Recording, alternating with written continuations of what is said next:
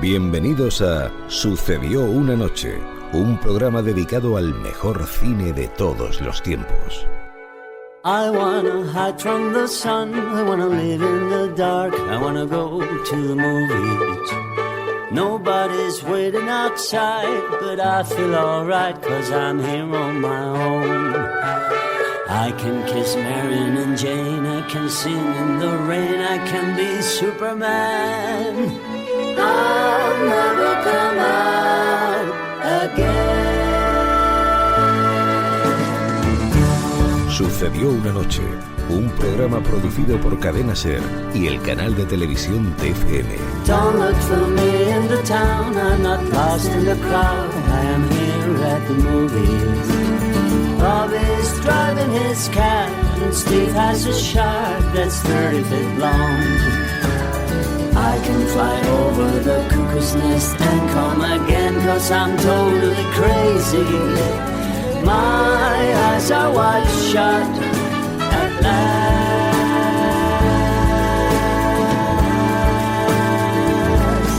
Dirige y presenta Antonio Martínez. ¿Qué tal, amigos? Bienvenidos a Sucedió una noche, edición verano, y eso significa que tenemos media hora más de programa. ¿Y en qué la vamos a invertir? Bueno, pues tengo aquí la escaleta con el menú que os hemos preparado para hoy.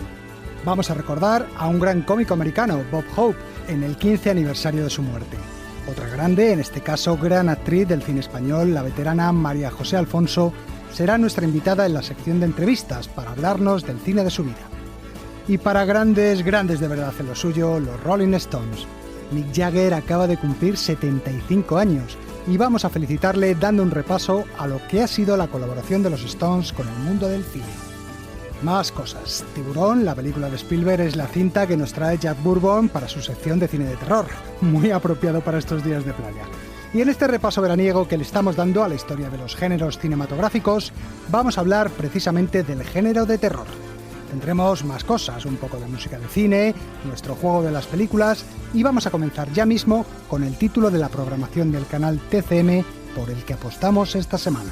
Así que no perdamos más tiempo. Encendemos el proyector y que empiece Sucedió una noche. I wanna hide from the sun, wanna live in the dark, and I'll never come back. El espectáculo está a punto de comenzar, pero no se alarmen ustedes, no les cobraremos la entrada. Un montaje excelente, Tom. Estupenda producción. Estupendamente escrita, Jim. Estupendamente interpretada. Harry, dile a Chapman que su fotografía es perfecta. La película de TFM.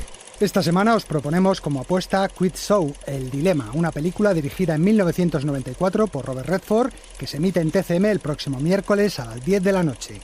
La película fue candidata al Oscar al mejor film de aquel año y Redford al premio al mejor director. Buenas noches, soy Jack Berry. Debido a una serie Papá, de mamá, deprisa, que ya empieza. de 29 años, Cervezas, palomitas, todo listo, venga. En 1957 las familias norteamericanas reservaban la noche de los miércoles para reunirse en torno al televisor y ver el programa de mayor audiencia en aquellos días. Un concurso de preguntas llamado El 21. Geritol, el tónico número 1 de América. Geritol, el tónico de gran potencia y acción rápida que le ayuda a sentirse más fuerte y más ágil, presenta el emocionante programa concurso 21. La estrella del programa no era el presentador, sino un concursante llamado Charles Van Doren. El público se volvía loco con aquel hombre educado y de trajes impecables que semana tras semana contestaba sin vacilar a todas las preguntas. No importaba lo difíciles que pudieran ser. El presentador preguntaba, por ejemplo, ¿cuál es la distribución de la cadena peptídica de los prótidos? Y Van Doren, sin inmutarse, respondía, helicoidal, enrollándose en espiral en torno a un eje imaginario. Oye, ¿cuánto llevas ganado ya, Charlie? $122.200. Oh. ¿Qué? ¿Cuánto dinero? Bueno, no es que el dinero me haya caído del cielo. Lo he trabajado. ¿Trabajado? Oh. Millones de personas ven los concursos, papá. Nos hemos convertido en una nación de vigilantes. Charles Van Doren se convirtió así en un héroe nacional y logró el sueño de todo americano, ser portada de la revista Life. ¡Extra, extra! Charles Van Doren elegido hombre del año. Conozca la historia del campeón en los concursos. La respuesta intelectual a Elvis Presley. Hasta que un día el sueño se acabó. Alguien destapó el asunto y el público americano se enteró de que había sido víctima de una gran farsa. El concursante conocía de antemano las respuestas, por eso no podía fallar. Incluso los gestos de angustia o alegría de Van Doren obedecían a un guión preestablecido. El escándalo fue mayúsculo. Hasta los políticos tomaron cartas en el asunto. ¿Qué ha pasado con los estandartes morales de Estados Unidos? ¿Dónde han ido? Es posible que este fraude no viole ninguna ley, pero ha hecho algo mucho peor. Ha corrompido la moralidad pública y ha robado a la gente un tipo de fe que es peligroso destruir en los sistemas democráticos. 18 personas fueron procesadas por aquella historia, pero nadie fue a la cárcel. Charles Van Doren desapareció de la circulación.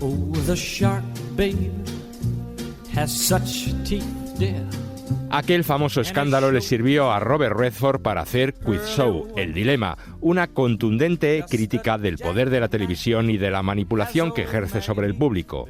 Para ello contó con la colaboración de 3 excelentes actores.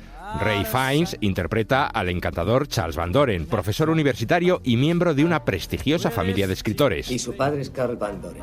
Mi padre es Mark Van Doren, el poeta. ¿Puedo hacerle una pregunta personal, profesor? Bueno, aún no soy profesor, solo soy adjunto. ¿Cuánto pagan a los adjuntos en esa universidad? $86 a la semana. ¿Tiene usted idea de cuánto gana Bozo el payaso? Bueno, no todos podemos ser Bozo el payaso. ¿Le gustaría concursar en el 21? Usted es joven, tiene buen aspecto y procede de una buena familia. Los chicos estudiarían para parecerse a Charles Van Doren. John Turturro da vida a Herbert Stempel, el concursante anterior a Van Doren. Sabes, Herb, he estado mirando hoy las audiencias. Los índices Trendex. ¿Ah, sí? Es algo increíble, pero te has estancado. ¿Estancado? Sí. ¿Insinúa que ya no le gusta al público? No es por ti, verás, es que... Debería ponerme fundas en los dientes. No, verás, es por la naturaleza del programa. Ya te han visto ganar y quieren algo nuevo. ¿Quiere decir que quieren que pierda? La cadena de televisión obliga a Stempel a perder a propósito, ya que su imagen pública no es tan atractiva como la del profesor. Entonces el hombre destapa el asunto y pone en la pista al fiscal del distrito, un personaje interpretado por Rob Morrow, el actor que hacía de Doctor en Alaska. Stempel me dijo que Dan Enright le obligó a dejar el concurso. ¿Qué? Según él, Dan Enright hizo que se despeñara. Eso es ridículo. Sí, pero es un poco raro, ¿no crees? Me refiero a perder con una pregunta tan fácil. Contaba Robert Redford que siempre ha sentido una gran debilidad por aquella historia y por los concursos en general, ya que su primera experiencia de, digamos, actuación en público fue precisamente en un concurso. Redford tenía que esconderse tras una pantalla con otras 2 personas y el concursante debía identificar cuál de las 3 figuras correspondía al hermano gemelo que estaba en el plató. Pero, anécdotas aparte, Robert Redford está convencido de que aquel escándalo tiene mucha mayor importancia histórica de la que se piensa. El escándalo de aquel concurso supuso el final de nuestra inocencia. Hoy en día, cosas así, como engañar al público, ni siquiera sorprenderían. Pero entonces, el darnos cuenta de que podíamos ser tan maleables nos provocó una gran conmoción. Fue la espoleta que activó una larga lista de desengaños sociales que cambiaron nuestra forma de ser. Poco después llegarían los asesinatos de los Kennedy, el de Luther King, la guerra de Vietnam o el Watergate. La película muestra también la influencia creciente que iban adquiriendo los medios de comunicación en la Norteamérica de aquellos años. Las autoridades investigaron el fraude, pero el poder de las grandes cadenas no solo no disminuyó, sino que fue aumentando con el tiempo. La NBC va a seguir, Geri Toll va a seguir. Y me pregunto qué espera usted conseguir con todo esto. No se preocupe, solo estoy empezando. Incluso los concursos volverán. ¿Por qué arreglarlos? Piénselo. Se podría hacer lo mismo solo con poner las preguntas más fáciles. El público no lo sintonizaba para ver una asombrosa demostración de capacidad intelectual. Solo quería ver el dinero. Después de ver Quiz Show, El Dilema, quizá una sombra de duda cruce por vuestras cabezas. Todos esos concursantes casi infalibles que hemos visto en El Pasapalabra, en El Boom de Juan Rabonet y otros concursos, ¿realmente eran tan listos o increíbles? Cualquier colegial conoce la cabalgada nocturna de Paul Revere.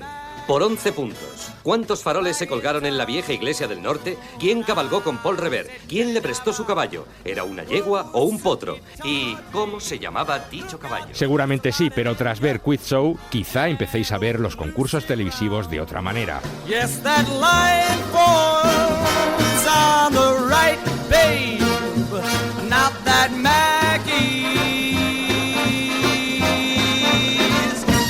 back in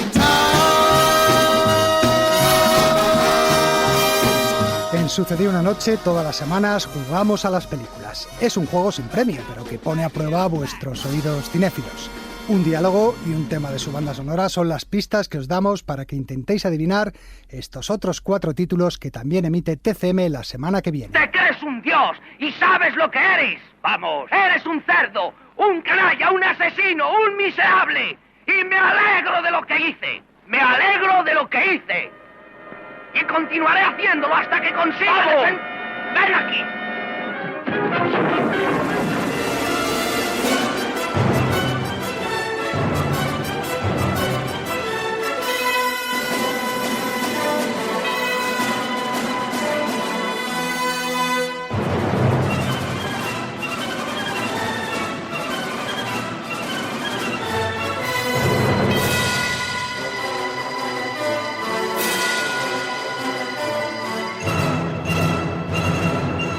Señor Wood, ¿sabe usted algo sobre el arte de la producción cinematográfica? Me gustaría pensar que sí. Esa lápida de cartón se ha venido abajo. Es evidente que el cementerio es de mentira.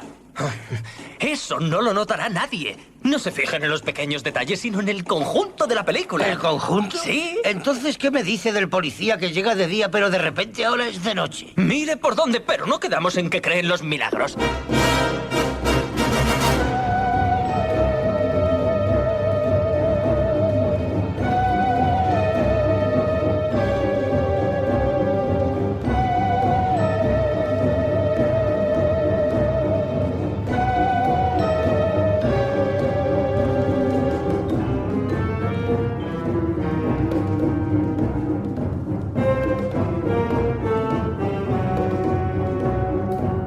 Su tono, su timbre. ¿Estaba jadeando?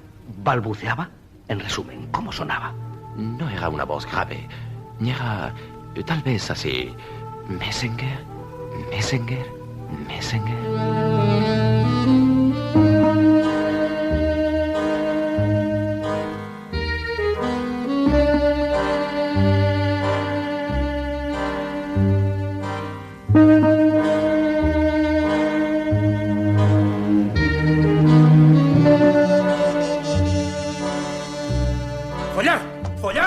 Follar y follar, follar y cabrón, corrudo, follar, joder. Bien. Cojones, mierda jodida. No hay ni una vacilación.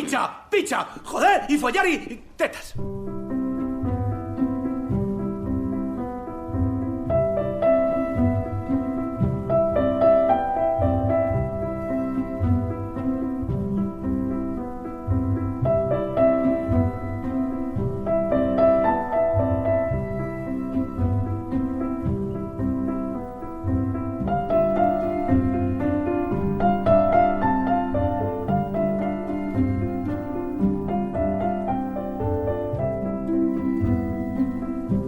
Bueno, vamos a ver cuántas habéis acertado. Empezábamos escuchando a Marlon Brando a punto de iniciar la pelea final en los muelles con Lee Jacob en La Ley del Silencio de Elia Kazan. Todo ello bien puntuado por la música de Leonard Bernstein en una de las pocas colaboraciones cinematográficas que hizo el gran músico norteamericano. En el segundo diálogo escuchábamos al animoso Johnny Depp en Ed Wood de Tim Burton con música de Howard Shore. La tercera película era la más difícil. Oíamos a George C. Scott interrogando a Jacques Rousse en El último de la lista, una película de intriga que John Huston dirigió en 1963. La música era de Jerry Goldsmith, una de las primeras bandas sonoras que este gigante de la música cinematográfica compuso para la gran pantalla. Y terminábamos con Colin Firth haciendo sus particulares ejercicios de logopedia en El discurso del rey, cuya música, que aún suena de fondo, la compuso el francés Alexandre Desplat. TCM, el cine que ya tenías que haber visto. Dale un título y lo escribirá. Enciclopedia Curiosa del Cine. Parece más una bomba que un libro. El jueves pasado, día 26, Mick Jagger cumplió 75 años. Parece increíble que haya llegado a esa edad al pie del cañón con los Rolling Stones, que ahí siguen. Como regalo de cumpleaños, el capítulo de nuestra enciclopedia de hoy va a darle un repaso a lo que ha sido la relación del grupo británico con el cine, que no es poca. Ahora, algo para los más jóvenes. Un conjunto de chicos de Inglaterra que han vendido un montón de discos. Les llaman los Rolling Stones. No sé lo que tocarán, pero aquí están. Desde sus comienzos, los Rolling Stones se acostumbraron a tener las cámaras enfrente.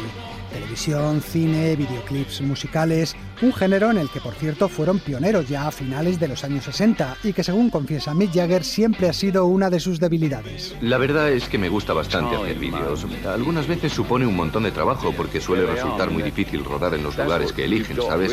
Y resulta muy pesado realizarlo. Charlie y Kate siempre protestan muchísimo cuando hay que hacer alguno, pero ahí están. Lo cierto es que hay que hacerlos, porque la gente no se contenta con oír el disco, quieren ver cómo lo haces. En el cine, la primera vez que vimos al grupo como tal fue en la película 1+1 de Jean-Luc Godard.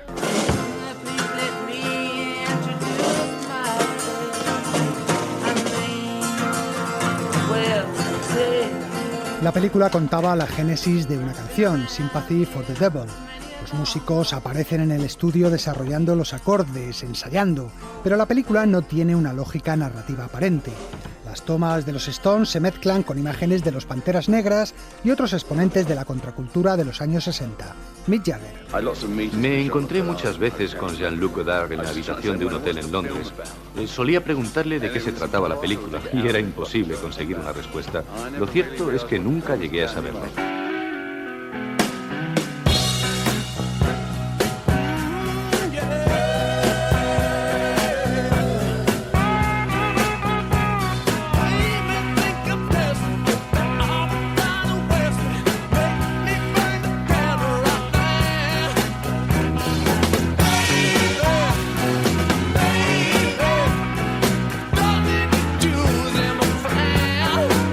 Jagger es el único de los miembros del grupo que ha tratado de labrarse una carrera como actor. Su debut se produjo en 1970 en la película Performance, en la que daba vida a una estrella del rock en decadencia. Las escenas sexuales que protagonizó con Anita Pallenberg, por entonces novia de Keith Richards, recibieron un premio en Holanda como mejor secuencia pornográfica del año y provocaron una pequeña crisis entre los dos líderes del grupo. Dos tortolitos solos con una cámara. ¿No se te han empañado las gafas al mirar las fotos? Jagger volvería a intentarlo haciendo de bandolero australiano en Ned Kelly de Tony Richardson, pero los discretos resultados de la película le hicieron desistir en su carrera de actor. Habría que esperar más de 2 décadas para que Mick Jagger volviera al cine, reapareciendo a mediados de los 90 en la película de ciencia ficción Free Jack, en la que daba vida a un cazarrecompensas futurista. Aseguré que entregaría Furlong y eso es lo que haré.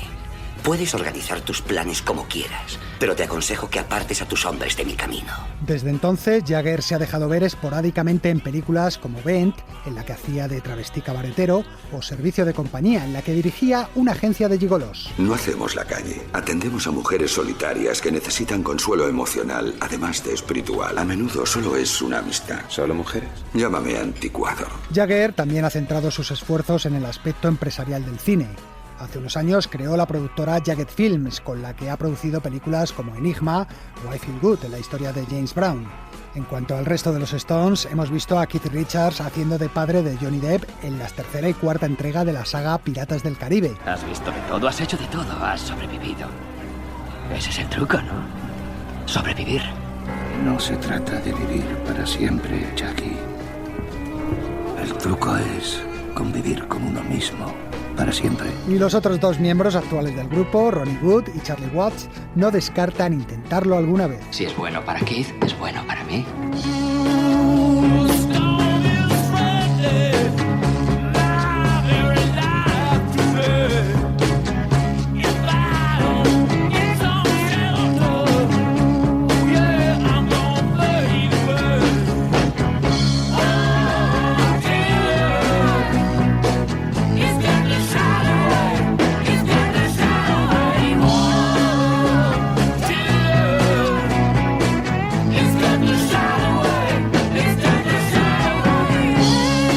Más allá del empeño de Jagger por introducirse en este mundo, el cine de las últimas décadas, como nuestra propia memoria vital, está lleno de momentos Stones. Grabaron esta canción en febrero del 78. Recuerdo que Mick la grabó en el 78 porque organizamos una fiesta salvaje. Martin Scorsese es uno de los directores que más los ha utilizado. Su canción favorita es esta que suena de fondo, Gimme Shelter. En Infiltrados le servía como telón de fondo para presentarnos a los protagonistas y en uno de los nuestros para ambientar las escenas en las que Ray Liotta traficaba con la cocaína. Inolvidable también resulta el travelling que utiliza para presentar a Robert De Niro en Malas calles, flanqueado por 2 mujeres y con las guitarras de Jumping Jack Flash de fondo. ¿Qué queréis beber? Tequila. ¿Tienes tequila? No. No importa. Todo lo que tiene Tony es bueno. Anda, ponles de beber lo de la casa y a Charlie y a mí dame. Hasta les hemos visto en Los Simpson. ¡Hola, muchachos! ¿Cómo lo lleváis? ¡Oh, Dios mío, Dios mío, Dios mío! ¡Son Mick Jagger y Keith Richards! ¡Ah! Bienvenidos al campamento de fantasía rock and roll, donde conoceréis cómo es la vida rock and rollera, sin pleitos ni enfermedades de transmisión sexual. De momento, el único film de ficción que aborda parte de la historia del grupo es Stoned, Colgado, una película que se centra en la muerte de Brian Jones en 1969. Aquí el Servicio Mundial de la BBC. A primera hora de esta mañana, Brian Jones, guitarrista del famoso grupo de rhythm and blues, los Rolling Stones, fue hallado muerto en la piscina de su casa de East Sussex.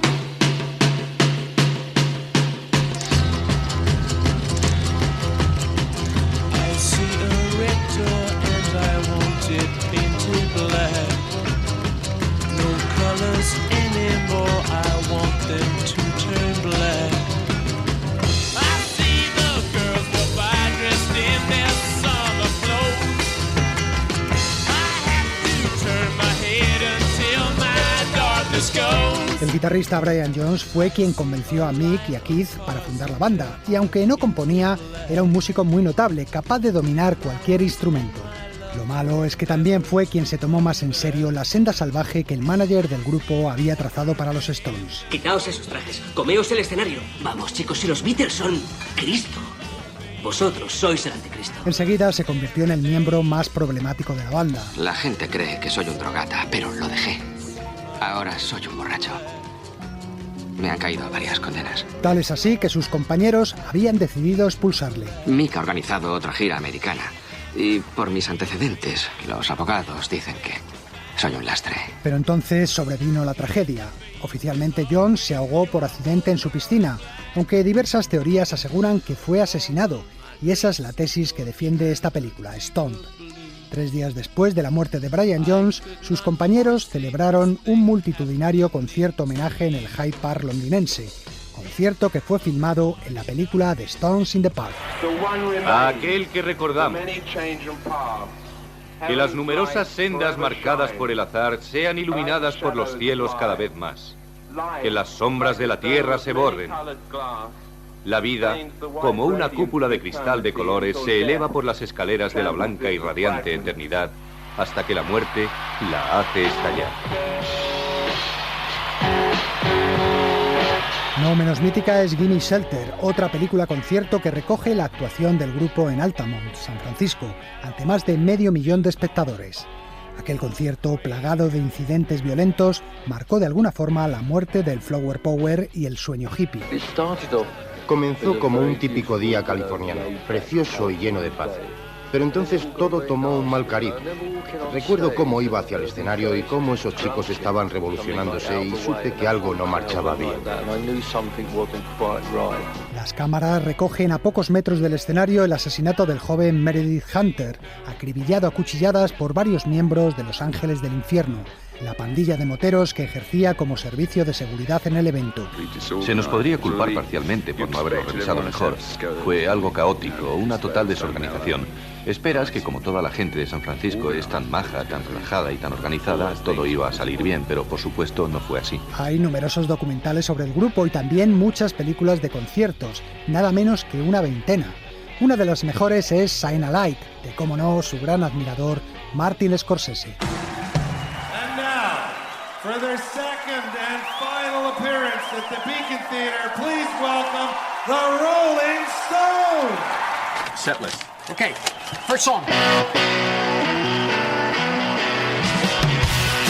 Estrenada en 2008, se trata de un concierto filmado en el Teatro Bacon de Nueva York, con un gran despliegue de cámaras, cerca de 20, y una fotografía espectacular. Shine a Light recoge como pocas películas la fuerza y la energía sobre el escenario de los Stones. Hay también momentos divertidos, como la desesperación de Scorsese cuando Jagger no quiere darle la lista de canciones que van a tocar. Realmente quisiera saber cuál será la primera canción, porque si comienza con un solo de guitarra, tenemos que saber a qué guitarra enfocar. Suele ser Keith, pero tenemos que saberlo. Pero si arrancan con los teclados y la voz de Mick, las cámaras tienen que cogerle a él. Solo pregunto para saber qué hacer.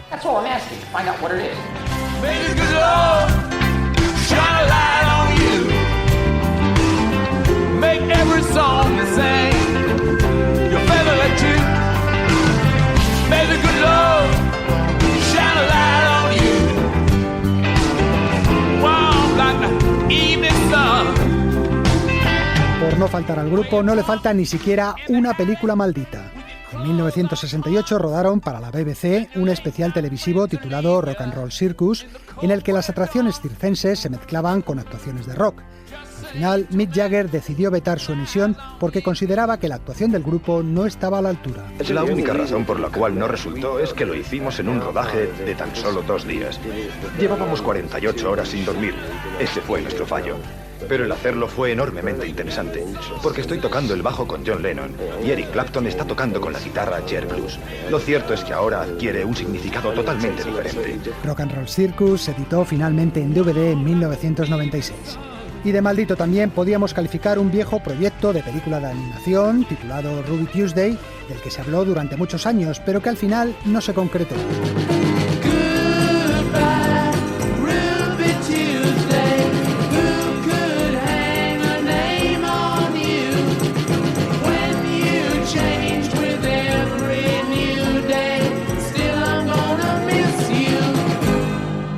Aparte de la canción que daría título al film y otros clásicos del grupo, Jagger y Richards se comprometieron a componer una banda sonora incidental nueva para esta película. Un capítulo el de la música creada especialmente para el cine, bastante escaso, tratándose de un grupo de esta envergadura. En 1969, Brian Jones compuso la música de una película protagonizada por Anita Pallenberg. Es genial que Anita aceptara actuar en mi película. Sería un honor que pudieras escribir la música. En la película interpreta a una asesina. Música para matar. Interesante. Mick Jagger escribió también una canción para la banda sonora de Performance, pero aparte de esas dos experiencias, el grupo siempre se ha mostrado muy remiso a crear música para el cine. Bien es cierto que sus canciones aparecen en más de 300 películas, pero por ejemplo, rechazaron una oferta millonaria para componer la música de GoldenEye, de la serie James Bond. Hasta hace pocos años, Mick Jagger no se decidió a componer su primera banda sonora. ¿Eres inglés? Sí. Adoro a los ingleses. ¿Cómo te llamas? Alfie. Fue para la película Alfie, el remake del clásico del cine británico que lanzó la carrera de Michael Caine y que en 2005 protagonizó Jude Law. Con ella, Mick Jagger ganó el Globo de Oro al mejor tema de banda sonora y estaba convencido de que se llevaría el Oscar, como ya lo habían hecho sus colegas Bruce Springsteen o Bob Dylan, pero se quedó con un palmo de narices cuando ni tan siquiera fue nominado a la estatuilla.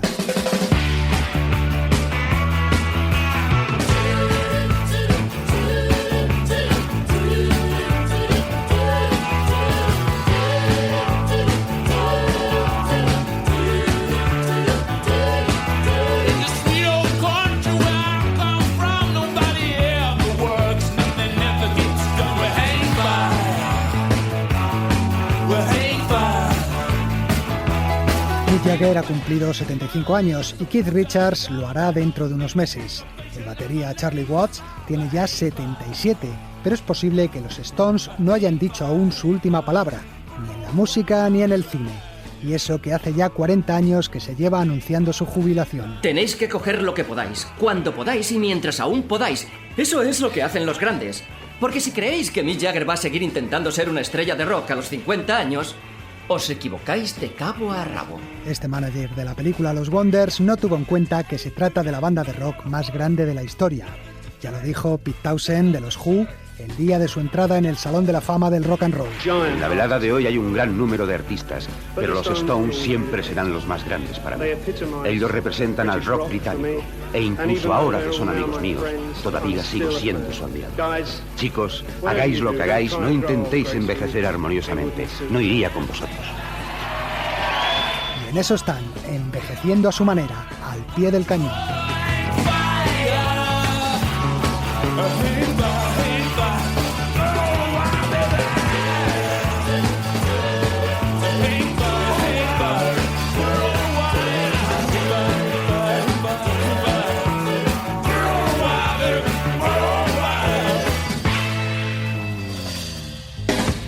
Sucedió una noche, un programa de la cadena SER y el canal de televisión TFM. Don't know why there's no sun up in the sky, stormy weather, since my man and I ain't together, keeps raining all the time. Life is bare, gloom and misery everywhere, stormy weather, just can't get my poor self together. I'm weary all the time,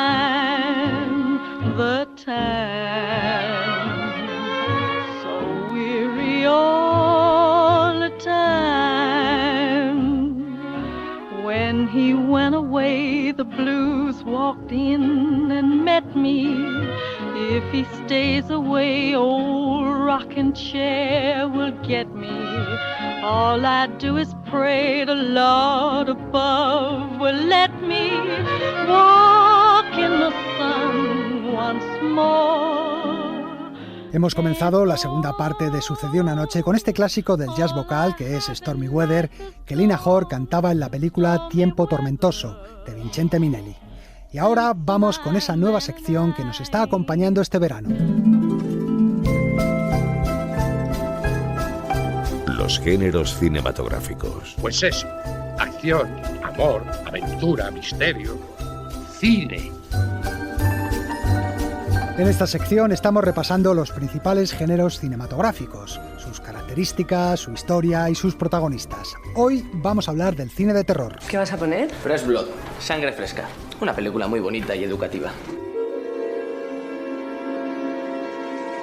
¿Qué es lo que nos fascina del cine de terror? Hace temblar los cuerpos de los hombres y rechinar los dientes de terror. ¿Por qué nos gusta tanto pasar miedo en el cine? A mí los únicos que me dan sustos de vez en cuando son los de mi banco. Bueno, esos no los elegimos. En cambio, aquí sí, y además pagamos. Cuando el público paga para ver una película como esta, ¿qué pide a cambio? ¿Estar muerto de miedo todo el rato? ¿Por qué por mucho que nos horrorice lo que estamos viendo no podemos apartar los ojos de la pantalla? ¡Qué asco! Es horroroso. Pues no mires. Quizá porque las películas de terror nos ayudan a liberarnos de todos aquellos miedos que hay ocultos en nuestro subconsciente. Las mujeres prefieren a los monstruos tradicionales. El puro terror las repele y también las atrae a la vez, porque en el subconsciente colectivo guardan la agonía del parto, la sangre. Porque convierten en imágenes lo pavoroso que se oculta en nuestras fantasías. Todo el mundo lleva un demonio dentro, ¿vale? Vive aquí, en nuestro interior. O porque el público siempre está dispuesto a vivir lo extraordinario y sufrir con lo insólito. Mi habitación se convirtió en una habitación distinta.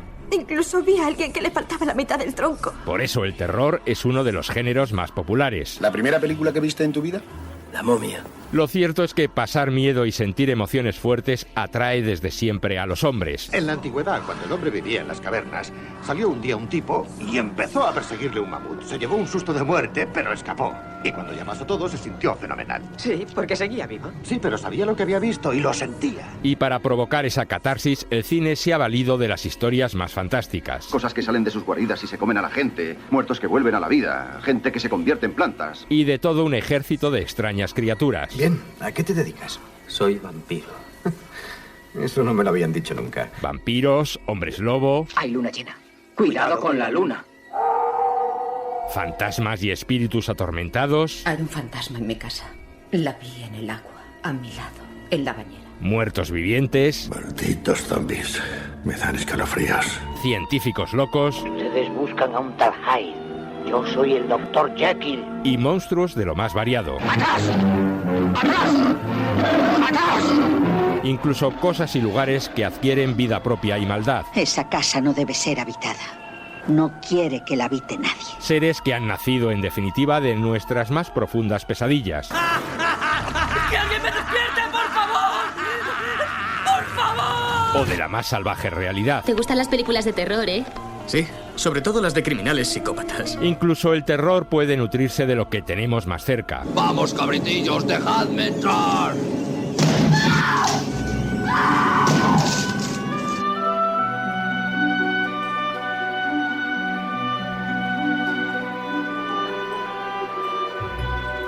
El cine de terror tiene sus fuentes en las novelas del siglo XVIII y XIX como Drácula de Bram Stoker o Frankenstein de Mary Shelley. A veces pienso que he dado vida a un influjo nefasto, a una criatura capaz de actuar más allá de las páginas de un libro. También en los cuentos, leyendas y supersticiones. Dicen que los hijos bastardos de los sacerdotes se convierten en lobos cuando se hacen mayores. O en los mitos populares. Supongo que solo es una leyenda urbana. Con el cine mudo nacieron las primeras películas de terror. El Golem fue el primer monstruo del cine.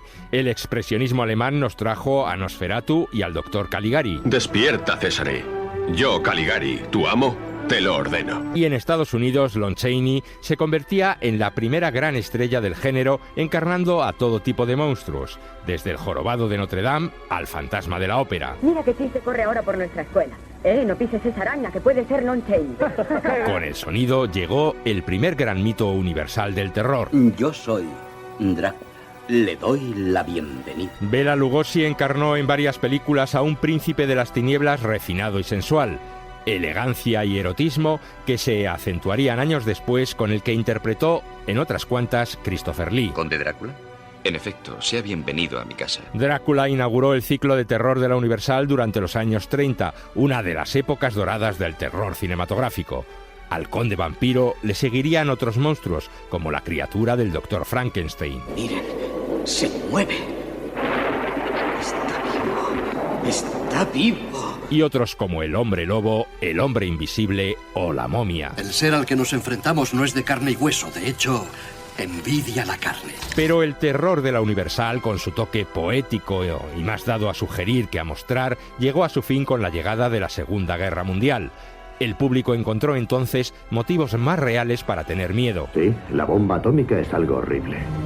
Pero son aún más horribles los efectos de la mutación atómica. La era atómica trajo consigo sus propios monstruos. ¿Godzilla? Sí. Es un monstruo horrible, enorme. A finales de los años 50, una productora británica, la Hammer, fue la responsable de que los viejos mitos del terror volvieran a las andadas. Yo soy el barón Frankenstein. ¿Se acuerda de mi nombre? Con Christopher Lee y Peter Cushing como estrellas más señeras, las películas de la Hammer añadían una mayor carga erótica y dos nuevos elementos que el cine de la Universal no tenía: el color y la sangre. Jarabe de maíz. Podrías untar tostadas. ¿Eso es lo que usan siempre? No, en las películas en blanco y negro utilizaban chocolate. El cine de terror nunca ha necesitado de grandes presupuestos para cumplir su cometido y se ha movido bien en los terrenos de la serie B. Esto es serie B. Siempre ha sido de serie B. Y siempre será de serie B. B. En los años 60, el productor Roger Corman triunfó con sus adaptaciones de relatos de Edgar Allan Poe. Todo aquello que se ve es solo un sueño dentro de lo que soñé. Además, todas las filmografías han tenido sus especialistas del terror. Por favor, Darío Argento es el definitivo maestro del terror. Darío Argento en Italia o Paul Naschy en España. Valdemar, vas a conocer de mis labios tu trágico destino. El maestro Hitchcock también dejó su huella en el género de terror. Los pájaros vinieron de todas partes y se lanzaron sobre ella. Los pájaros, o la que es sin duda una de las grandes obras maestras del género. Quedan hoy. Psicosis, dentro de 10 minutos. Y si vas a decirme, es la del tipo que se hace pasar por su madre y va matando gente, ahorra saliva. Esta sí la he visto.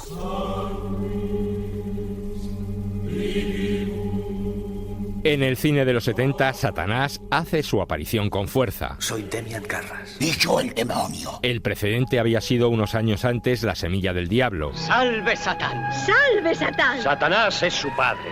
Vencerá a los poderosos y derribará sus fortalezas. Y llegaría a sus cotas más altas de terror con El Exorcista. Oiga, su hija Regan no dice que es un demonio, dice que es el demonio mismo. O con La Profecía. Los 3 seises. El 6 es el signo del diablo. A finales de esa década, una película, La Noche de Halloween, inaugura un nuevo tipo de terror que arrasará en los años siguientes. Es la del tipo con la máscara blanca que se pasea acechando a los canguros. A Mike Myers le seguirán otros psicópatas indestructibles como Freddy Krueger. Está desfigurado. Lleva un sombrero muy raro y un jersey rojo y verde muy sucio. Y en lugar de uñas tiene cuchillos. O Jason de Viernes 13. Haz que se acuerden de mí, Jason. Haz que todos recuerden lo que es el terror. Con estas y otras películas, los adolescentes se convierten en los protagonistas más habituales del terror de aquellos años. Ha sido espantoso. Sus padres la encontraron colgada de un árbol con todas las tripas fuera. Dios mío. También en los 70 se había iniciado una corriente que todavía hoy perdura. Sally, he oído algo. ¡Para!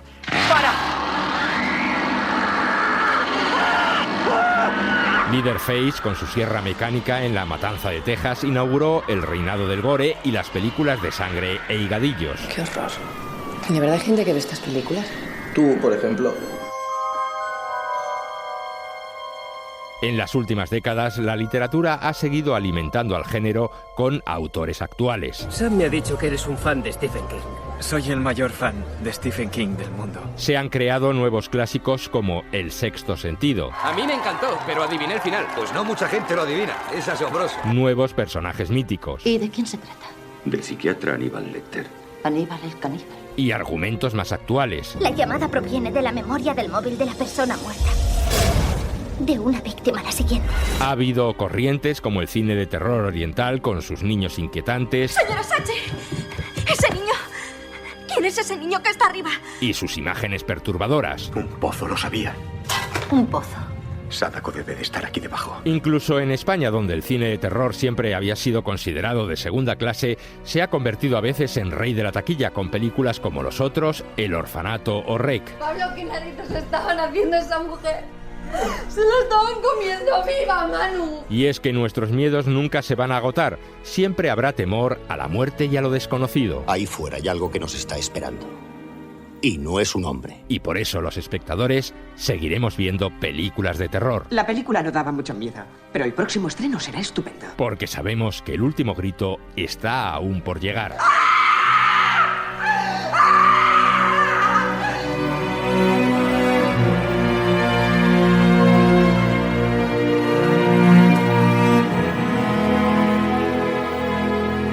Sucedió una noche, un programa de la cadena SER y el canal de televisión TFM. And so it is, just like you said it would be. Life goes easy on me most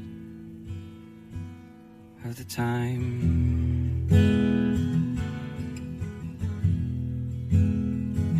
And so it is, the shorter story.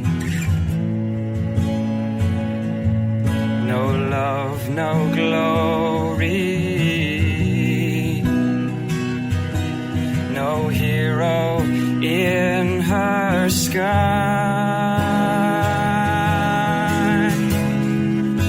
I can't take my eyes off of you.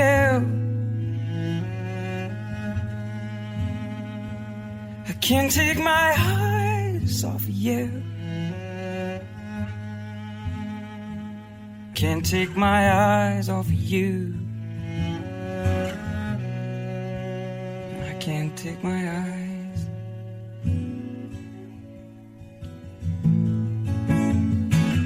And so it is, just like you said it should be. We'll both forget the breeze most of the time.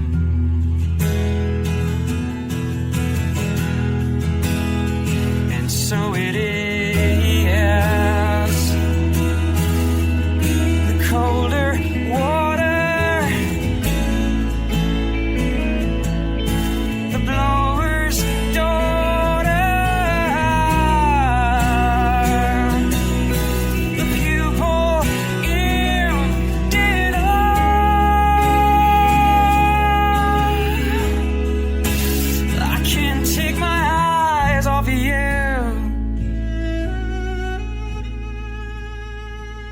I can't take my eyes off of you. Can't take my eyes off of you. I can't take my eyes.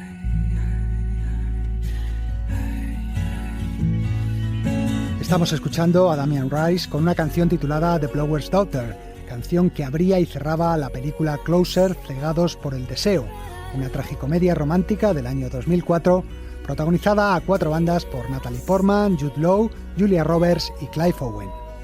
Nuestro siguiente protagonista también cantaba, aunque algo peor. Era actor, pero un actor muy especializado, un actor de comedia. Lo que el cine nos dejó. Es tan difícil ser alguien que la gente no olvida. El pasado viernes, día 27, se cumplieron 15 años del fallecimiento de Bob Hope, el popular actor de comedia. En España no es ni mucho menos tan famoso como lo es en Estados Unidos, donde muchas de sus películas fueron éxitos de taquilla, pero se le recuerda como el más habitual presentador de las ceremonias de los Oscar. Vamos a repasar su vida y milagros en los próximos minutos.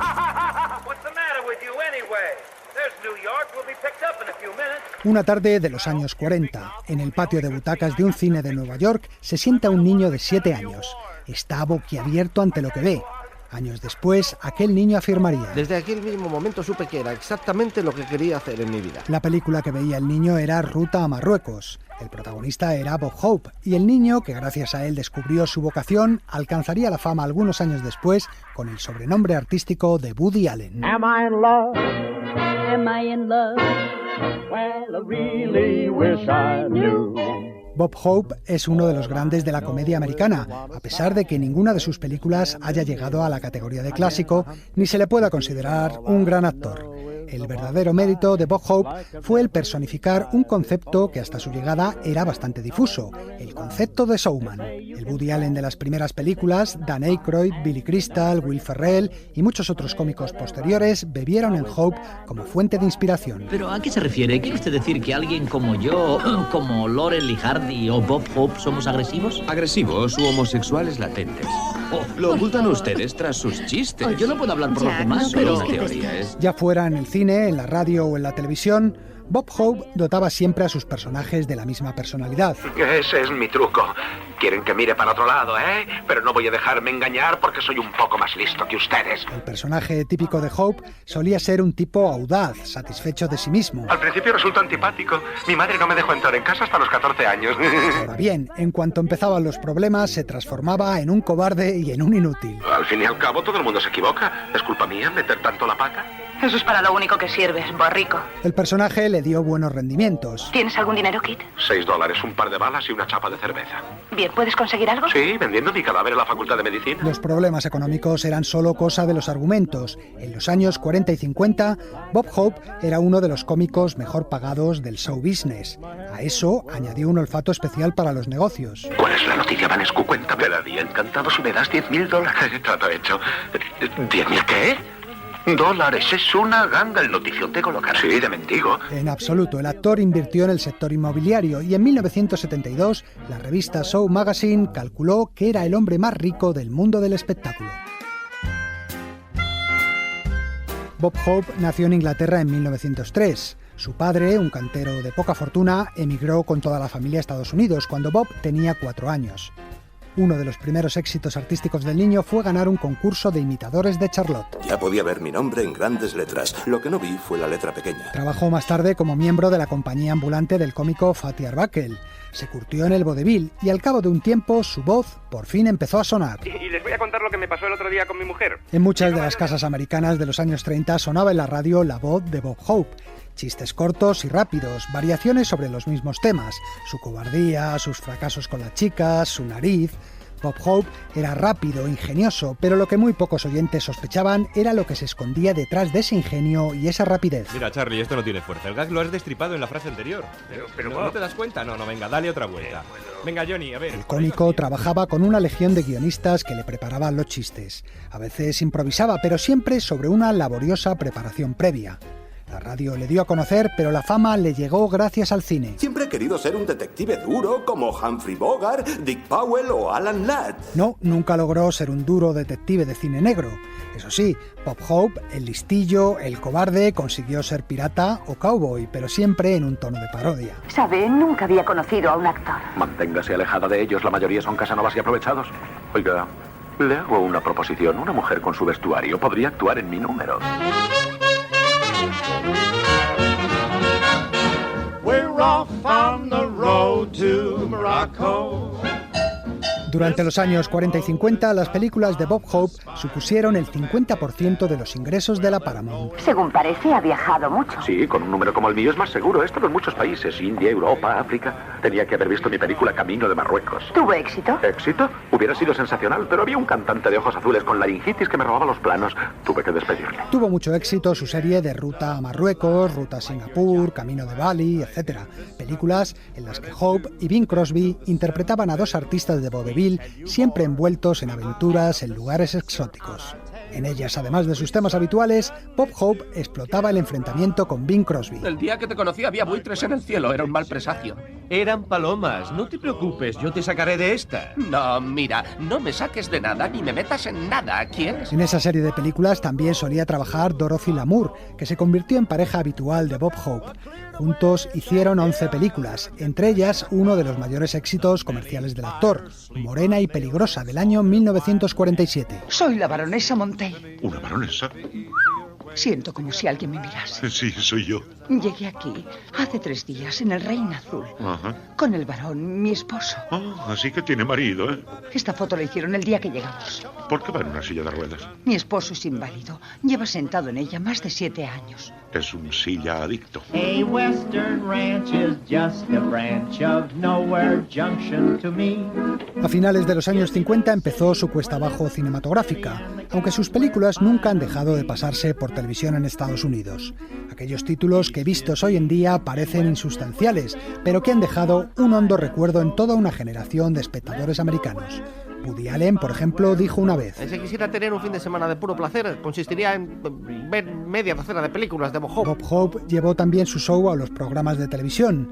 Era un showman total que dominaba todos los medios: cine, radio, televisión, discos. ¿Veis este disco?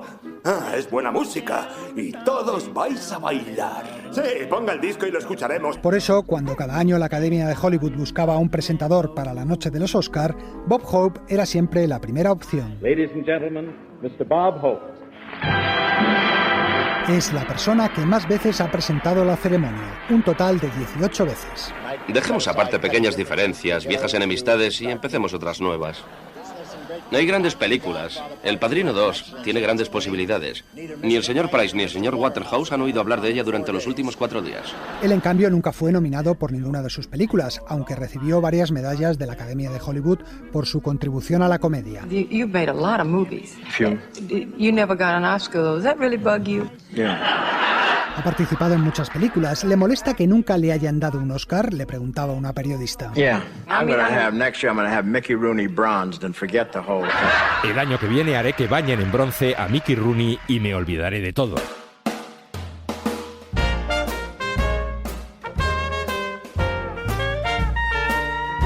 Hope era británico de nacimiento, pero pronto se nacionalizó norteamericano y a lo largo de toda su vida pareció siempre querer demostrar su patriotismo para con su país de adopción. Hola amigos, hola. Acabo de llegar de Estados Unidos. Ya sabéis dónde está, es donde vive Churchill. Bueno, en realidad no es allí donde vive. Solo vuelve a entregar la colada a la señora Roosevelt. Estos chistes literales son algunos de los que a lo largo de décadas Bob Hope contaba en bases, destacamentos y hospitales militares del ejército americano repartidos por todo el mundo. Empezó sus giras durante la Segunda Guerra Mundial como parte de la caravana de estrellas que trataban de animar a los combatientes. Una de sus bromas preferidas en los hospitales militares era la siguiente. Hola amigos, no hace falta que os levantéis. ¿Queréis ver la función o preferís poneros enfermos antes? Hope dedicó más tiempo y ganas que ningún otro de sus colegas de Hollywood a aquella tarea. En un solo mes recorrió 65 bases. Cuando visitó Túnez, los alemanes aún hacían incursiones nocturnas, tal y como recordaba el propio Bob Hope. De repente, un par de proyectiles con estela roja nos pasaron rozando la cabeza. Íbamos en un jeep y uno de los soldados me gritó: «Salte y métase debajo de cualquier cosa». Por primera vez en mi vida quise ser una ardilla. El soldado no dejaba de gritarme: «Hope, no se quede allí parado, métase de aquí». Y yo le dije: «Pero si es una alcantarilla». El final de la Segunda Guerra Mundial no terminó con las giras bélicas de Bob Hope. Estuvo en Corea y durante la Guerra Fría siempre encontró alguna base o alguna contienda que animar. Su apoyo a las tropas americanas en Vietnam resultó muy comprometido, pero el ejército americano siempre estuvo agradecido al actor. En 1997, las fuerzas aéreas bautizaron a uno de sus aviones con el nombre de El Espíritu de Bob Hope. 5 de junio de 1998. ¿Han cerrado ya los de espectáculos? No, creo que no. Pues diles que lo paren todo, que tenemos que meter aquellos artículos sobre Bob Hope que teníamos preparados. Un teletipo de la agencia americana Associated Press anuncia la muerte de Bob Hope. Descanse en paz. Pero pronto se aclara el error. Bob Hope seguía vivo y coleando, y con los 95 años que tenía por entonces, incluso se le podía ver jugando algún partido de golf. ¿Quiere jugar los últimos 3 hoyos? De acuerdo. ¿Quiere hacer una apuesta? $1 por hoyo. De acuerdo. He fallado. Se habrá movido el hoyo. El golf fue una de las grandes pasiones de su vida. Incluso hay un prestigioso torneo de este deporte que lleva su nombre, y él en broma solía decir que la de golfista era su verdadera profesión y que en el show business solo estaba para ganar el dinero para pagar sus palos y los campos donde jugaba. ¿Y de mujeres qué? Pues solo hubo una en su vida. Tenían que haberla conocido. Tenía la piel como el satén, grandes ojos azules, pelo negro, sedoso. La clase de mujer que te hace regalar la camisa. Dolores Hope era una cantante de club famosa en los años 30. ¿Cómo la conoció? ¿Ella es su oficina? ¿Cómo se llama? ¿Se enamoró de ella? Un momento, de uno en uno. Se conocieron en 1934 y ese mismo año se casaron. Así hasta la muerte de Bob Hope, es decir, 69 años juntos, lo que le convierte en el matrimonio más duradero de la historia de Hollywood. Bob Hope falleció el 27 de julio de 2003, 2 meses después de cumplir los 100 años. A lo largo de su vida trabajó en más de 90 películas y actuó nada menos que para 11 presidentes de los Estados Unidos. Fue el testimonio vivo de lo que dicen algunos científicos, que la vida puede ser más larga si uno se ríe con ella. No es tan difícil estirar la pata, ni tan duro caminar los últimos metros.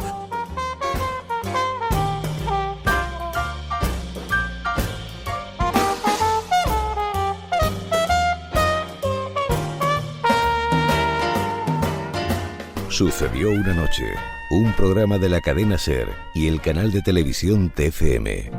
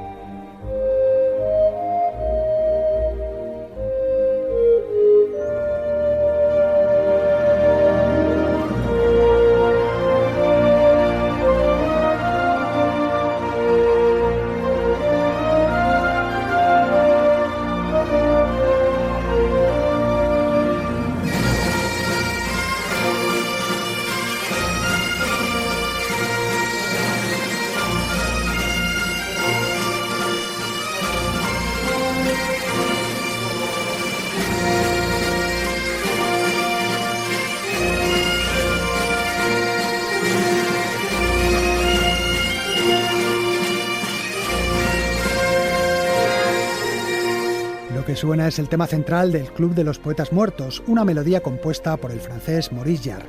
Y llega el momento de recibir a nuestra invitada de hoy en el cine de su vida, una ilustre y veterana invitada. Si ese avión despega y tú no estás a su lado, te arrepentirás. Tal vez no hoy ni mañana, pero sí muy pronto y para el resto de tu vida. El cine de su vida. Es de Casablanca. Toda mi vida he estado esperando decirlo. Hoy tenemos como invitada a una gran actriz del cine y del teatro español. Es María José Alfonso. Tiene 78 años y sigue trabajando. La hemos visto hace unas semanas en Mami Blue junto a Carmen Maura y muy pronto saldrá también en Ana de Día, el debut como directora de Andrea Jaurrieta. A María José Alfonso la recordamos en títulos imprescindibles del cine español como La Gran Familia o La Niña de Luto. Y esto es lo que nos ha contado de sus 5 décadas como actriz.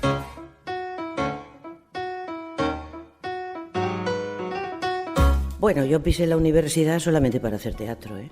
Yo quería ser médico. Bueno, yo ya anteriormente había hecho cosucas y en los colegios y en las cosas estas y en el instituto pero lo que pisé es los teos universitarios. Y bueno, ahí me quedé. Hice muchas cosas, estuve en el TEM, pero además he tenido la gran suerte de tener unos compañeros absolutamente maravillosos que me han ayudado muchísimo siempre. Grandes profesores, grandes maestros. He tenido mucha suerte, he conocido a gentes maravillosas. Rafael, me gusta.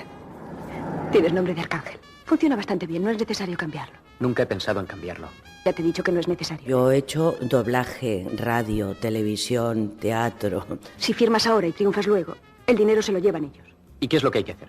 Lanzarte. Haces 30 años cine, 30 años teatro y 3 meses televisión y la gente está más cercana a ti, ¿no? Hoy día lo que hace falta es tener personalidad, pero hay que pulirla, adaptarla, aprovecharla al máximo. Un día te vuelven a llamar de esta casa de discos o de otra. Entonces las condiciones habrán variado bastante. Me lo dijo un periodista, dice, no, tu primera película fue Los Golfos. Dije, ¿cómo Los Golfos? Dice, sí, apareces. Que estaba yo sentada con la mujer de Mario Camus, que estaba yo sentada en una mesa. Pero sí, fue prácticamente Vuelve San Valentín con Gracita Morales y con Mari Carmen Prendes, me parece que era. Y bueno, fue hace tanto tiempo que ya. Buenos días, familia.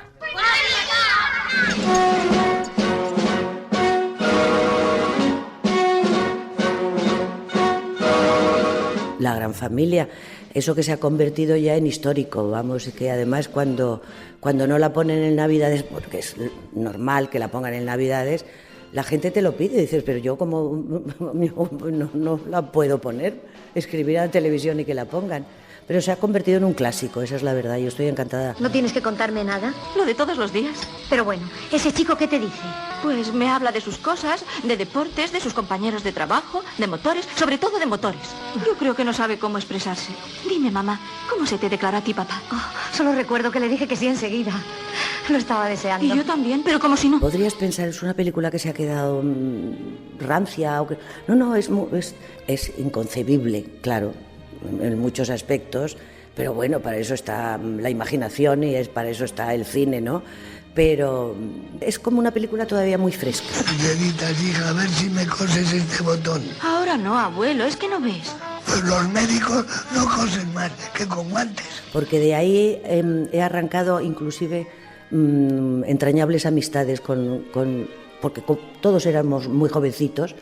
Pues de ahí he arrancado amistades con muchos de los actores. ¿Qué? ¿Se decide de ingeniero? No digas bobadas, Alberto no es más que un buen amigo. Y además solo es perito industrial. A lo mejor le asusta la perspectiva familiar. No sé si éramos 16 o ya no me acuerdo cuántos éramos, pero es una película que es muy entrañable para mí. Es de las películas queridas que yo he hecho. Están clavadas dos cruces en el monte del olvido. Dos amores que han muerto, que son el tuyo y el mío. La Niña de Luto para mí ha sido, bueno, es de las 2 o 3 películas amatorias para mí. Lo mejor es que no nos hagamos planes, Rafael. ¿Por qué? Si no tenemos nada. Bueno. Vamos a esperar un poco a que se pase esto. Sí, me olvidaba que estábamos de luto. Eso no tiene ninguna gracia, Rafael. Fue una especie de trampolín para mí. La Niña de Luto ya tiene arrugas, no lleva luto. Bueno, lleva luto no por fuera, a veces el luto se lleva por dentro. Ya estoy harto del luto, ¿me entiendes? Y no lo aguanto más. No lo aguanto más. No aguanto más. ¿Pero qué vas a hacer, Rafael? ¿Estás borracho, Rafael? Esa sí que también refleja una España profunda, no es solamente yo. Pienso que no es la Andalucía profunda. Yo creo que ahora ya eso se ha acabado, ¿no? Pero que era cierto, es que esto, un hermano de Manuel Summers le pasó esto, estuvo con la novia no sé cuantísimos años, porque era un seguimiento detrás de otro, una muerte detrás de otra y no se podían casar. I may be your forgotten son, oh, mammy. Wandered off at 21. Oh, mammy. It's sad to find myself at home, oh, mammy. And you're not around. A mí me encanta, ¿sabes lo que me gusta mucho vivir? Yo soy espectadora de la vida. Me gusta el cine, me gusta el teatro, me gusta la música, sea cual sea, menos el bom, bom, bom, bom, bom, ese ya me molesta. Y veo mucho cine yo. ¿Quieres que vayamos al cine esta noche? Sí. Ponen una película de romanos que me han dicho que está muy bien hecha. No, de romanos no, que me aburren mucho. Sí, mujer, que esta es una película distinta a todas las demás. Además hay unas batallas estupendas. Bueno. Hay una cantera de películas españolas que hay verdaderas joyas y verdaderos actores maravillosos. Con los chicos en Nochevieja no se puede contar. ¿Y qué hacemos nosotros solos en casa, mano sobre mano? Sí, me llaman para hacer casting. ¿Y por qué no los voy a hacer? Pues se hacen. Pues ya está. Bueno, que antes se decían pruebas y a mí me siguen gustando decir pruebas, no casting. Pues bueno, pues que a lo mejor el director, como tú no lo conoces a él, él tampoco te conoce a ti. No tiene por qué conocerte siempre toda la gente. Pues no. Pues hola, ¿cómo estás? Y ya está. Has encontrado a una persona que le encanta crear figuras, hacer leyendas, levantar algo de la nada. Ahora hablando en serio, ¿es posible todo eso? No he hablado más en serio en mi vida. Esta profesión es una profesión que te guste, no que vayas a ella porque te dé fama o te dé prestigio. Esto se va consiguiendo escalón a escalón y trabajando y trabajando y trabajando. Y el que se quiera dedicar de verdad a ser actor, es que es mucho más duro de lo que la gente se cree. Yo les digo una cosa, ya no quiero ni tele ni ver a esas personas vestidas de fiesta en los programas. A mí me deprime mucho eso de ver más viejos a los de la tele. Me da mucha lástima de esas personas. A mí no me gustaría, como dicen, morirme en un escenario. No. Yo pienso seguir trabajando todo lo que me echen, pero si no trabajo, pues no hago mi vida. Y yo no entiendo cómo la gente se aburre. Dice, yo me aburro con la cantidad de cosas que hay que hacer y que aprender y que estudiar y que... Yo he vivido siempre, unas veces mejor y otras veces peor, he vivido siempre de esta profesión. Estoy muy agradecida a la profesión, pero no soy millonaria y tal como está el filete hay que seguir trabajando.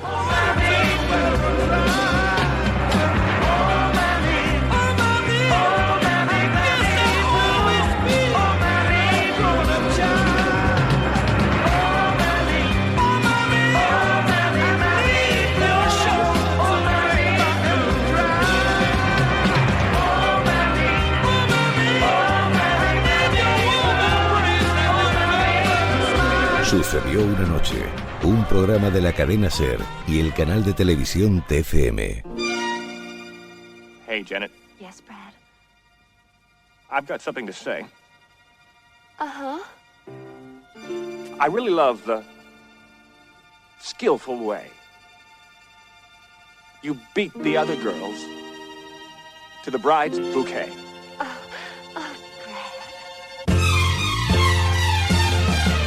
The river was deep, but I swam it.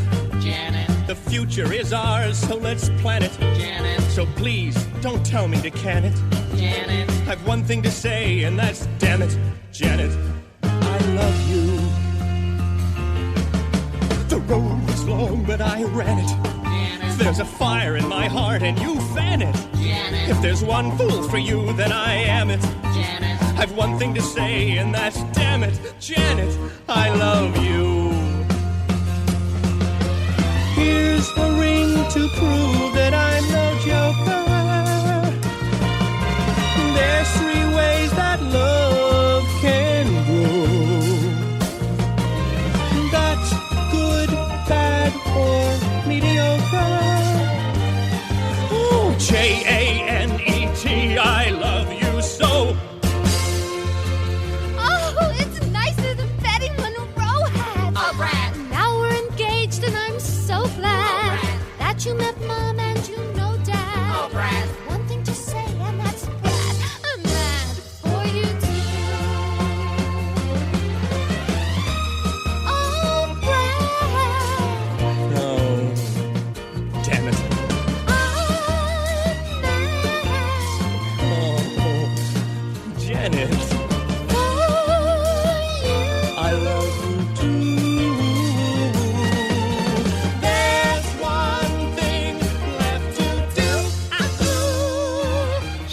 Bostwick y Susan Sarandon cantando a dúo este Damn It Janet de la película Rocky Horror Picture Show, uno de los musicales más famosos de los años 70 que todavía hoy en día se sigue proyectando en sesiones nocturnas y a las que el público acude disfrazado y corea a voz en grito los diálogos y las canciones de la película.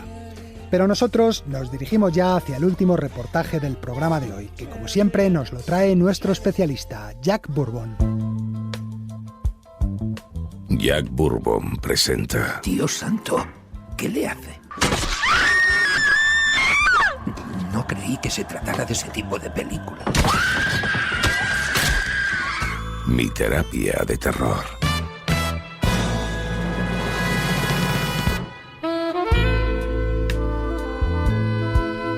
Hola, ¿qué tal amigos? Aquí tengo la ficha del personaje protagonista que os traigo hoy. Nombre... Es un gran blanco, Larry. Uno enorme. Y cualquier experto en tiburones te dirá que es un devorador de hombres. Tamaño... Mide 7 metros.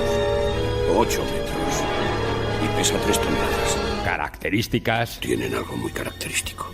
Sus ojos sin vida. Ojos negros, ojos de muñeca. Cuando se acerca a uno, parece que no está vivo. Hasta que te muerde. Zona de influencia... Es cierto que los tiburones atacan con preferencia en aguas de 1 metro de profundidad y a pocos metros de la playa. Sí. Modus vivendi... Ese tiburón sigue merodeando por el lugar donde sabe que hay buena comida hasta que ésta se acaba. Eso se llama territorialidad. En definitiva... Nos enfrentamos con una máquina perfecta. Una máquina de comer.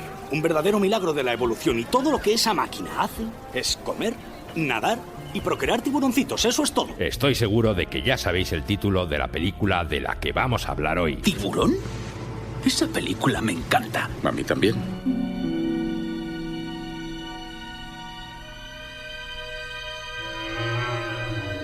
En el verano de 1975, un extraño fenómeno se extendió por las playas de todo el mundo. No sé para qué viene a la playa, jefe. Ni siquiera se va a dar un remojón. Muchos espectadores cambiaron ese año la costa por la montaña.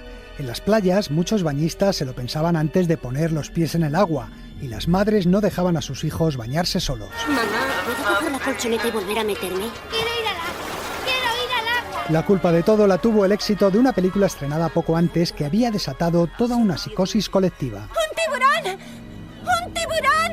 Era la llamada selacofobia o miedo irracional a los tiburones. Es cierto que la mayoría de los tiburones atacan cerca de la playa y a pocos metros de profundidad. Sí. Y que antes de que la gente fuera a bañarse por placer y de que los tiburones supieran lo que se perdían, la mayoría de los ataques no se denunciaban. La película se quedó grabada en la mente de todos los que la vieron y alimentó la leyenda del Gran Blanco. Oyes un grito tremendo y espantoso. El océano se vuelve rojo. Y a pesar del chapoteo y del griterío, esas fieras se acercan y te van despedazando. El responsable de todo era un joven de 28 años llamado Steven Spielberg, con una gran habilidad para transmitir terror, sobre todo con la cámara. Chicos, ¿qué hacéis? ¿Os pasa algo? ¡Allá hay un tiburón! Spielberg filmaba a ras de agua desde la perspectiva del bañista y hasta casi mediada la película no nos dejaba ver al tiburón completamente.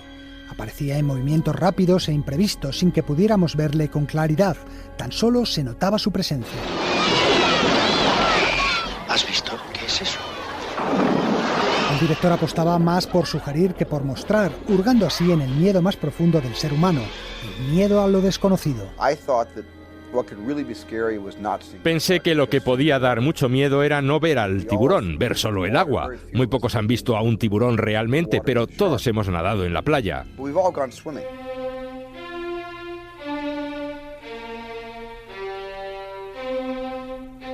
Tiburón se basaba en un relato del escritor y periodista Peter Benchley. En 1964 leí una historia sobre un pescador de tiburones en Long Island que capturó un gran blanco de unos 2.000 kilos. Recuerdo que pensé, ¿qué pasaría si uno de esos se acercase a la costa y se quedara allí? Pero entonces no escribí nada sobre ese tema. Luego, en 1970, se lo comenté a mi editor y me dijo, es una historia interesante, te pagaré unos $1 si la escribes. Y así comenzó todo. La productora Universal compró los derechos del manuscrito antes de que se publicara como novela. Un día Steven Spielberg estaba en el estudio para tratar de la postproducción de la que había sido su primera película, Loca Evasión, cuando se fijó en un montón de folios que había en la mesa de una secretaria. Recuerdo que vi un tocho muy gordo de páginas en el que ponía jaws, mandíbulas. No sabía lo que significaba. ¿Mandíbulas? Quizá fuera una historia sobre un dentista. Recuerdo que pedí una copia para leerla el fin de semana y me dejó completamente estupefacto aquella historia sobre un enorme tiburón blanco. Spielberg trabajó codo con el escritor Peter Benchley para escribir el guión. Por cierto que Benchley hace un pequeño cameo en la película, interpreta a un reportero de televisión. La isla de Amity es famosa por su aire limpio, sus aguas transparentes y sus hermosas playas de dorada arena. Pero recientemente, una nube ha aparecido en el horizonte de este bello lugar. Una nube en forma de tiburón asesino. Amity se localizó en Martha's Vineyard, una isla cercana a Boston donde las aguas son poco profundas, lo que facilitaba el rodaje. En cambio, a los lugareños no les hizo mucha gracia tener a la gente del cine por allí durante varios meses. Amity es una ciudad de veraneo. Los veraneantes dejan muchos dólares. Si no pueden venir a bañarse aquí, entonces irán a las playas de Cabo Cod, Nueva Hampton, Long Island. Las autoridades apenas les dejaron construir decorados y los técnicos y extras contratados en el pueblo, no muy contentos con sus condiciones laborales, protagonizaron algunos pequeños sabotajes. Este tiene la culpa. Él me ha obligado a hacerlo. Martin, ha sido una travesura. Tampoco fue muy cómodo el rodaje en mar abierto de lo que constituye la segunda mitad de la película, la caza del tiburón.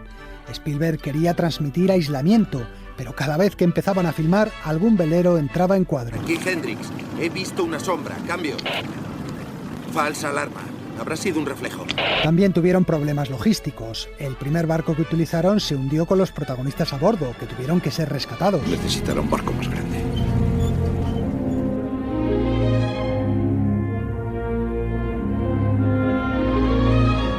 Tiburón es una película de terror y de aventuras, pero también es la historia de una obsesión muy en la línea de Moby Dick.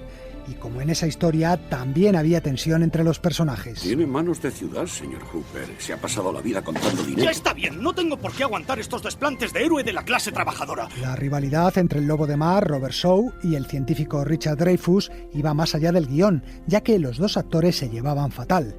Spielberg había impuesto un reparto sin grandes estrellas, ya que quería que la mayoría del presupuesto se destinase a la parte técnica. Además, los Robert Redford o Steve McQueen, que deseaba la Universal como protagonistas, no habrían aceptado cobrar el mínimo que exige el Sindicato de Estados Unidos, que fue lo que decidió pagar el director. Es mi fiesta, contrato yo. También hubo problemas con el protagonista principal. Es un mal bicho. Ese tiburón te come entero. Una sacudida, una dentellada y para adentro. Los efectos digitales eran inimaginables por entonces, y la creación del tiburón fue una obra de artesanía. Se movía con un sofisticado mecanismo interior que se dirigía por control remoto. Tenían 3 tiburones, uno para los planos cortos, otro para cuando el animal nadaba de izquierda a derecha y un tercero para cuando surcaba el mar en sentido contrario. ¡Tira, hijo de puta! ¡Espero que te partan tu aleta! ¡Tira con todas tus fuerzas! ¡Tira! Uno de los prototipos se hundió en el océano, otro se estropeó y tuvieron que tirar casi toda la filmación con el tercero. ¡Esto es genial! ¡Sencillamente genial! ¿Y ahora qué pasará, Aunque finalmente sería la película que le consagró, no es extraño que todavía hoy en día Spielberg recuerde el rodaje de Tiburón como una pesadilla. Cuando escucho la palabra tiburón pienso en un periodo de mi vida en el que era mucho más joven que ahora y en el que, por ser más joven, era también más valiente, o quizá más tonto. No estoy seguro. Así que cuando pienso en tiburón pienso en valentía y estupidez, y pienso en esas dos cosas existiendo bajo el agua. Un elemento que resultó clave en la película fue la música. ¿Por dónde a mi casa he de ir? Pues ya en mi cama quiero estar. No nos referimos a esta canción, sino al tema central con el que John Williams sorprendió a Spielberg. Lo que me tocó con 2 dedos en las teclas bajas era... Al principio me eché a reír porque creía que me estaba tomando el pelo, ya que John tenía un gran sentido del humor. Pero me dijo, no, este es el tema de Tiburón. y le dije, tócalo de nuevo. Lo volví a tocar 2 o 3 veces más y de repente me convenció más. Pero la primera vez que lo escuché no me gustó porque parecía demasiado simple. Williams acertó. El tema transmite certeramente el terror y el peligro que representa el tiburón asesino.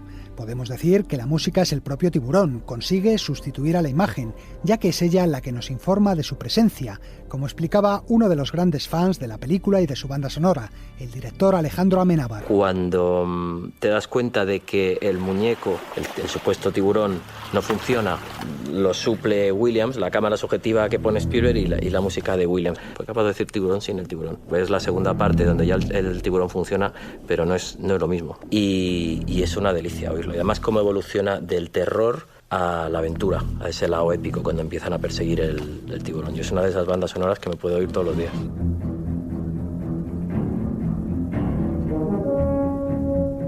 Tiburón fue un gran éxito, no tardó en convertirse en la película más taquillera de la historia hasta ese momento y superó los límites cinematográficos para convertirse en todo un fenómeno social. Verá, mi hermano sabe tocar tirándose pedos la música de Tiburón. Es algo increíble.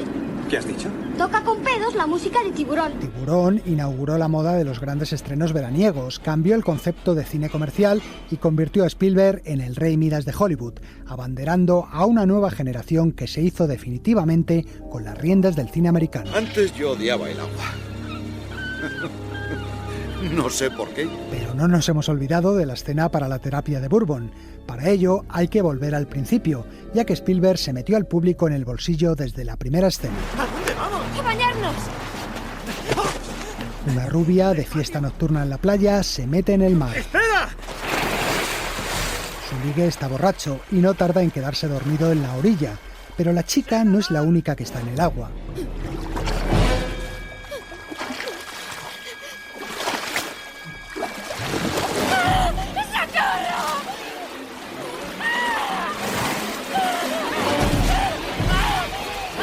Algo que todavía no sabemos muy bien qué es, la ataca desde el fondo del agua y empieza a zarandearla de un lado a otro mientras la chica grita y pide socorro. Aún tiene fuerzas para agarrarse a una boya, pero no sabemos si lo está haciendo ya sin la mitad inferior de su cuerpo.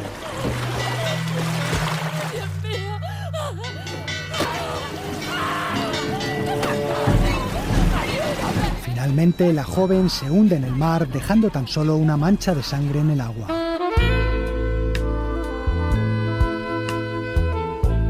Tiburón tuvo un par de secuelas olvidables y desató la moda de los monstruos acuáticos en el cine, con pirañas y orcas asesinando por doquier, aunque nada que ver con el impacto que tuvo el auténtico Gran Blanco.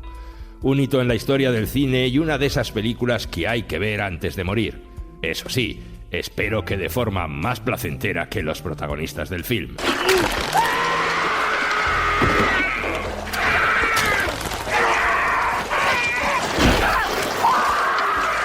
Hasta la semana que viene, amigos.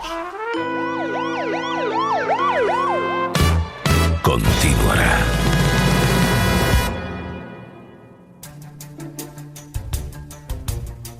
Nos vamos, no sin antes aconsejaros que viváis todo tipo de aventuras veraniegas y para animaros vamos a cerrar el programa con esta música que ya suena de fondo y que pertenece a la película Los Goonies, el clásico de aventuras infantiles de los años 80. Dave Grassin es el autor de esta música. Y nada más, nos volvemos a encontrar de aquí en 7 días en el dial de la SER o en los podcasts de cadenaser.com y canal tcm.com. Hasta la próxima.